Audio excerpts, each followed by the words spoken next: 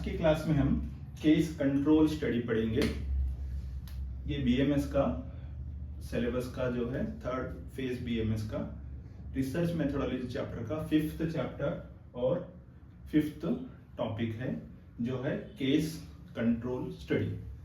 नाम से ही पता चलता है, यहाँ पर एक ग्रुप में केस लिया जाता है, एक ग्रुप में कंट्रोल लिए जाते हैं। मतलब एक ग्रुप में पेशेंट्स लिए जाते हैं जो मरीज बीमार, और दूसरे ग्रुप में जो है बीमार नहीं है हेल्दी लोगों को लिया जाता है और उनका अध्ययन किया जाता है, स्टडी। तो ये केस कंट्रोल स्टडी होता है। इसको आसानी से समझने के लिए जैसे मान लीजिए कि आप एक जासूस हैं, आपके गांव में कुछ खास बीमारी फैली हो, जैसे कि खांसी फैली हुई है, जिसी को खांसी किसी को भी कम नहीं हो रही। आप ये जानना चाहते हैं कि क्या वजह से बीमारी फैली हुई है पूरे गांव में, कितने लोगों को। तो उसके लिए आपने क्या करा है वहां पर कि उसकी कारण पता करने के लिए किस वजह से हुआ है। तो उसी तरह से तो यहाँ पर दो ग्रुप्स बनाए जाते हैं, जिसको बहुत दिनों से, जैसे एग्जाम्पल के लिए मान लीजिए किसी को खांसी है बहुत दिनों से, जिसको नहीं है, सेम एज ग्रुप्स के दो लिए जाते हैं। इनकी पास्ट हिस्ट्री लेते हैं पुरानी, क्यों इनको खांसी आई, और जो दूसरा ग्रुप है उनमें इनमें क्या डिफरेंस है। ये सभी को जो पास्ट हिस्ट्री लेकर क्या स्पेसिफिक एक्सपोजर था, किस वजह से इनको ये बीमारी हुई, वो पता लगाना ही जो होता है केस कंट्रोल स्टडी। तो सिंपल बात में बताएं तो केस कंट्रोल स्टडी एक अध्ययन है जो रिसर्चर को ये पता लगाना होता है कि ये जो खास जो बीमारी की जिस हम जांच कर रहे हैं, इसका जो एक्सपोजर, जो कारण हम ढूंढ रहे हैं, उसके साथ क्या रिलेशन है, क्या उसका संबंध है, उसको ढूंढने के लिए हम केस कंट्रोल स्टडी करते हैं। इसमें दो ग्रुप्स बनाए जाते हैं, केस मतलब जो बीमार हैं, जो कंट्रोल जो बीमार नहीं है, उन दोनों को कंपेयर करके हम पता लगाते हैं। चलिए हम परिभाषा, पहले हम डेफिनेशन जानते हैं। A case control study is an observational analytical study that compares people with a disease case to those without disease to identify the possible risk factor. तो क्या होता है ये? तो केस कंट्रोल स्टडी एक ऑब्जर्वेशनल स्टडी है। सिर्फ वहां पर रिसर्चर को सिर्फ ऑब्जर्व करना है, कोई भी इंटरवेंशन नहीं करना है, कोई भी दखलंदाजी नहीं करना है, सिर्फ देखना है और उसको समझना है, एनालाइज करना है, विश्लेषण करना है, और दो ग्रुपों को कंपेयर करना है। जैसे एक होता है जिसको डिसीज है, केस कहते हैं उसको, उस ग्रुप को, दूसरे ग्रुप को जिसको डिसीज नहीं है, जो without the disease, control groups. Identify the possible risk factor. तो हम यहाँ पर आइडेंटिफाई करते हैं कि क्यों ये बीमारी हुई है। तो आइडेंटिफाई रिस्क, किस वजह से इनको बीमारी हुई, आइडेंटिफाई करते हैं। जो इनको नहीं हुई है, इनको हुई है। तो ये डेफिनेशन में हम पता करते हैं। नेक्स्ट, क्या उद्देश्य से हम केस कंट्रोल स्टडी कराते हैं, रिसर्च में क्यों कराते हैं हम केस कंट्रोल स्टडी? क्योंकि identify the association between disease and exposure. यहां पर इसलिए कराते हैं ताकि कार्य कारण को स्थापित करने के लिए, आयुर्वेद के हिसाब से बताएं तो, मतलब किस कारण से डिसीज हुई है, किस कारण से ये रोग हुआ है, तो उसको पता लगाने के लिए टू आइडेंटिफाई द एसोसिएशन, मतलब क्या संबंध है डिसीज के और एक्सपोजर के बीच में। जैसे कि उदाहरण के लिए बता देता हूं, जैसे कि लंग कैंसर का ले लेते हैं एग्जांपल। तो स्मोकिंग करने वालों में और लंग कैंसर में जो एसोसिएशन है, क्या लंग करने वालों के में, स्मोकिंग करने वालों में ज्यादा है, जो नहीं करने वालों में, उस तरह से जो association between disease and exposure. तो यहाँ पर पता लगाने के लिए क्या उनमें ही केसेस ज्यादा हैं या उन जो नहीं करने वाले में भी ज्यादा हैं। तो इस तरह से जो है पता करने के लिए जो करते हैं, ये मेन उद्देश्य होता है, ताकि दोनों का रिलेशन पता करें, ताकि डिसीज और एक्सपोजर का रिलेशन पता करने के लिए हम केस कंट्रोल स्टडी कराते हैं।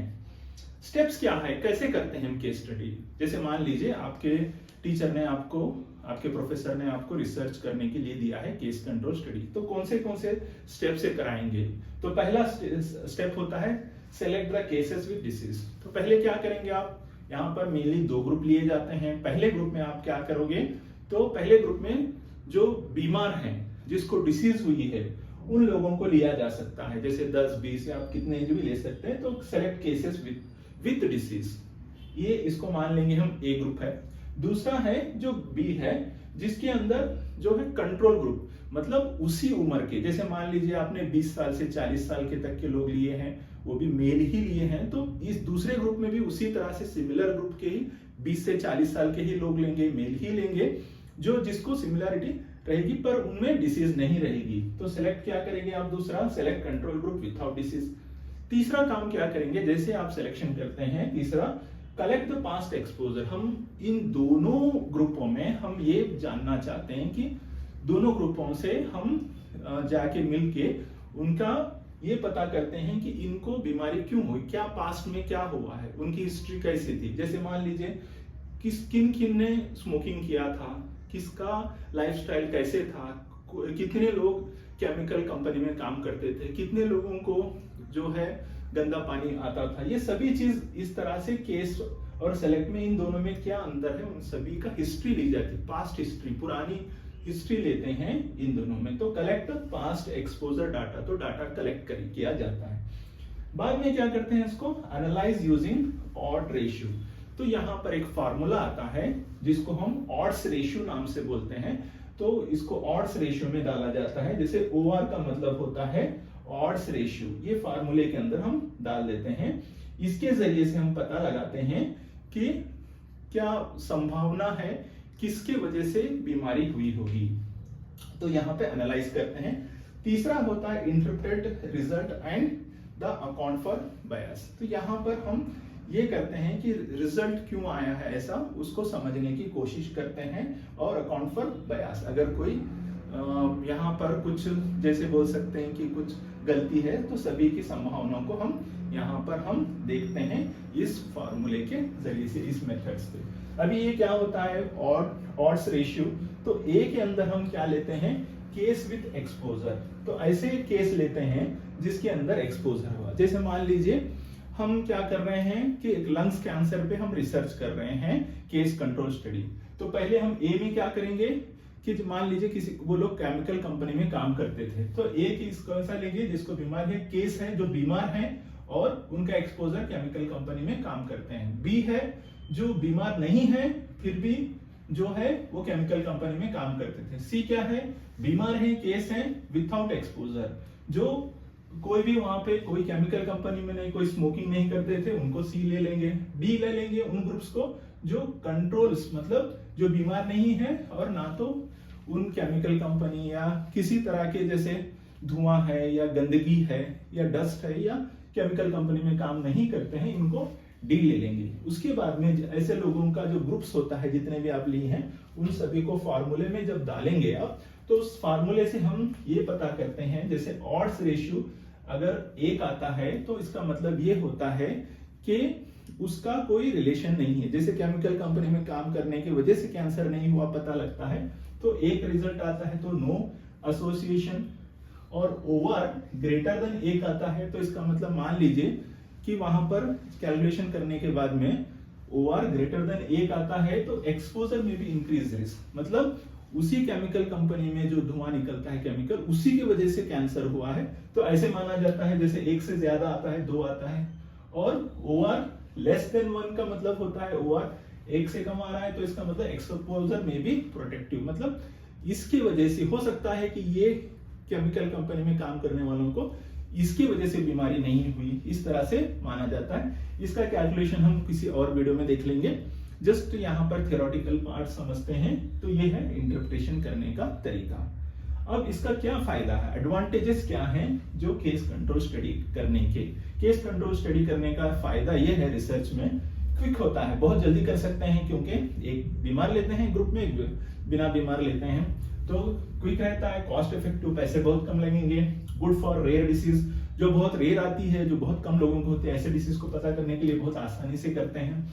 तीसरा होता है can assess multiple risk factors. यहाँ पर हम सिर्फ, जैसे मैंने बता दिया कि हम यहाँ पर मल्टीपल रिस्क फैक्टर पता कर सकते हैं। जैसे हम यहाँ पर मैंने बताया कि स्मोकिंग करने वालों में लंग कैंसर, तो हम दूसरा रिस्क फैक्टर पता कर सकते हैं क्या आसपास में कोई केमिकल कंपनी उसके धुएं की वजह से हो रहा है, ये दूसरा रिस्क फैक्टर हो सकता है। तीसरा रिस्क फैक्टर ये हो सकता है कि वो लोग केमिकल का पानी कहीं नीचे डाल रहे हैं, उसका हो सकता है। तीसरा फैक्टर ये हो सकता है कि और कोई जैसे कोई डस्ट ज्यादा है किसी तरह का रोड्स पे, किसी पॉल्यूशन का, तो वो सभी मल्टीपल रिस्क फैक्टर हम एक ही स्टडी में यहाँ पर पता लगा सकते हैं। ये इसका फायदा है, ये एडवांटेजेस है। नेक्स्ट लिमिटेशंस क्या होते हैं इस जो केस कंट्रोल स्टडी का। तो पहला क्या है, रिकॉल बायस। तो क्या होता है, कई बार क्या होता है, जो हमारे मरीज होते हैं या जो भी पार्टिसिपेंट्स है वहां पर वो लोग नहीं आते, इसकी वजह से झूठ हो सकता है, गलती आ सकती है। सिलेक्शन बायस, जब भी हम केस को जब सेलेक्ट करते हैं, दो ग्रुपों में अलग अलग डिवाइड करते हैं, हो सकता है कि हमारे में चुनते हुए गलती हो जाए, चुनने में हो सकता है कि उनका एक्सपोजर हो या नहीं हो, तो सिलेक्शन करने में बयास हो सकता है, सिलेक्शन करने में पक्षपात हो सकता है। Next, can not calculate incidence. इसका और एक क्या नुकसान है तीसरा, कि ये तो हम सिर्फ पास्ट हमारे रिसर्च काल होने से पहले तक का ही पता कर सकते। कुछ अगर नया केस अगर आ रहे हैं तो हम उसके बारे में स्टडी में इंक्लूड नहीं होता, पास्ट कैलकुलेट इंसिडेंट जो आया है या रिस्क जो डायरेक्टली उसको हम नहीं पता लगा सकते हैं। तो इस तरह से ये केस कंट्रोल स्टडी होता है। एक एग्जांपल ले लेते हैं उदाहरण के तौर पर, lung cancer case versus healthy controls to assess smoking history as a risk factor. जैसे मैंने अभी उदाहरण दिया, तो हम ये पता लगा सकते हैं कि क्या लंग कैंसर स्मोकिंग करने के लिए की वजह से होता है या नहीं होता है। तो लंग कैंसर क्या है, केसेस, लंग कैंसर के जो केस है मरीज, और हेल्दी जो कंट्रोल जो होते हैं स्मोकिंग हिस्ट्री के, इनका कितनी % रिस्क फैक्टर होता है, ये हम ऑड्स रेशियो के फार्मूले से हम पता लगाते हैं। ये है आज का वीडियो। अगर आपको अच्छा लगा तो लाइक करिए, दूसरों के साथ शेयर करिए। Thank you.